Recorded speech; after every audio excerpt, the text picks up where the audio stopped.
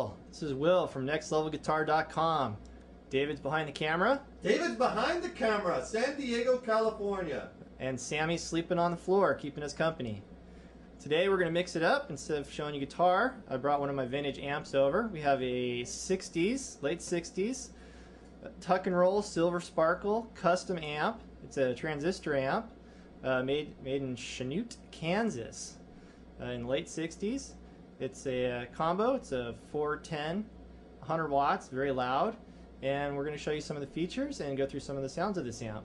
This amp is all transistor. It's a solid state amp, no tubes. It's one of the earlier amps to be all solid state. I know solid state's probably a evil word for a lot of people, but they're actually very cool, and you can get some unique sounds with it.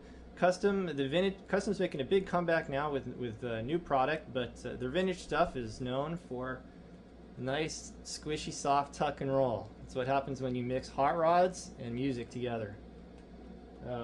This one is silver sparkle. They had a lot of other different colors: blue, gold, champagne. I think there was white and a lot of black ones.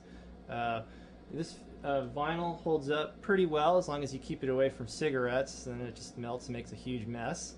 Custom made all sorts of different size amps, heads and cabinets, and combos, PA systems, all with this lovely tuck and roll on it. In the late 90s, they reissued some small practice amps that are tuck and roll, and I just happen to have one right here, which we'll talk about a little bit later. I'm going to take you through the controls of the amp. First, we have the inputs, high and low. That's a different, it's kind of a tone filter. The high is a lot brighter. We have volume, treble. It has a pull for bright. Bass. We have speed and intensity for the tremolo vibrato. We have, in the middle here, we have a nice purple pilot jewel. This is the rotary switch for the trem vibrato. We have the reverb.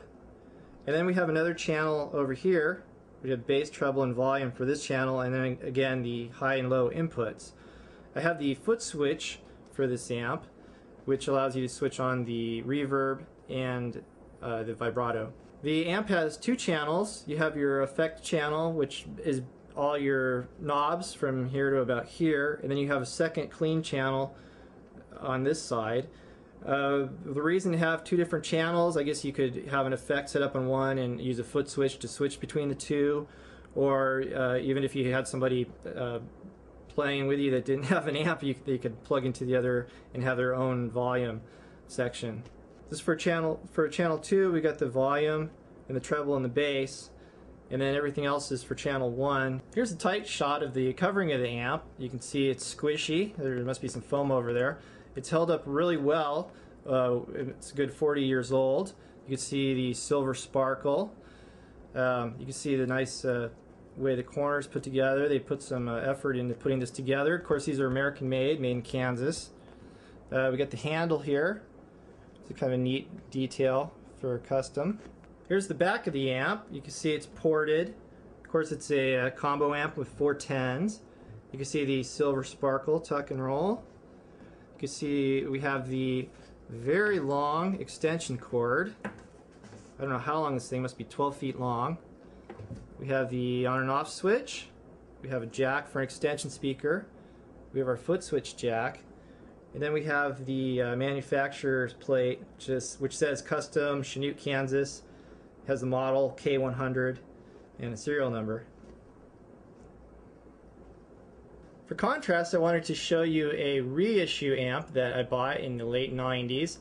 It's made in China, but it still has some of the same features that you would expect from a custom amp. You got the nice charcoal sparkle tuck and roll, nice and squishy. You get the traditional custom handle up here. Not really a great sounding amp, but pretty neat to have sitting around. For controls, we have a button here that says harmonic clipper that adds distortion. We've got an input. We've got the clipper volume, which adjusts your distortion level. We've got a boost, a master volume, a headphone jack, and the Pilot Light, which is kind of a bluey, purpley, kind of similar to the original custom amp. This is a solid state amp made in China. It was a reissue. It has one 6-inch speaker. For this module, I'm playing through a mid-90s American-made Paul Reed Smith that I stole from David's ample collection. We're running straight from the guitar right into the amp, no effects in between. Let me take you through some of the sounds of this amp.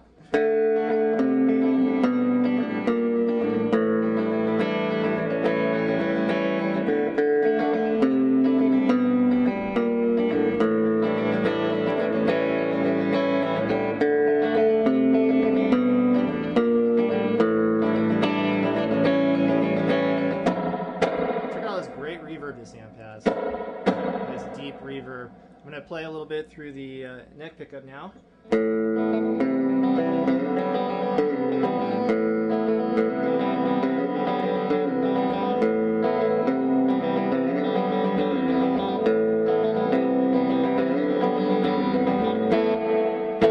Check out this effect. I'm going to add a little tremolo vibrato.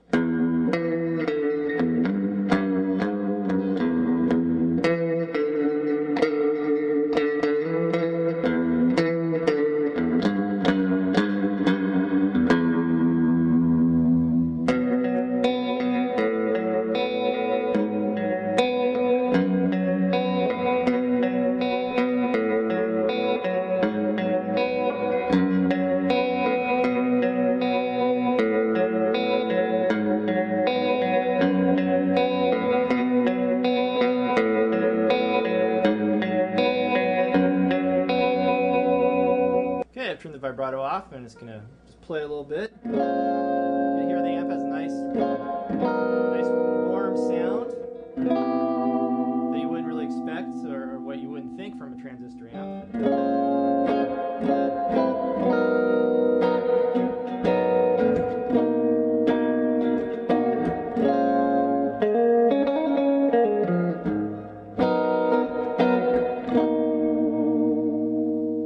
Thanks for joining us. This is Will from nextlevelguitar.com. If you like this video, be sure to hit the subscribe button, the yellow button up there in the right-hand corner.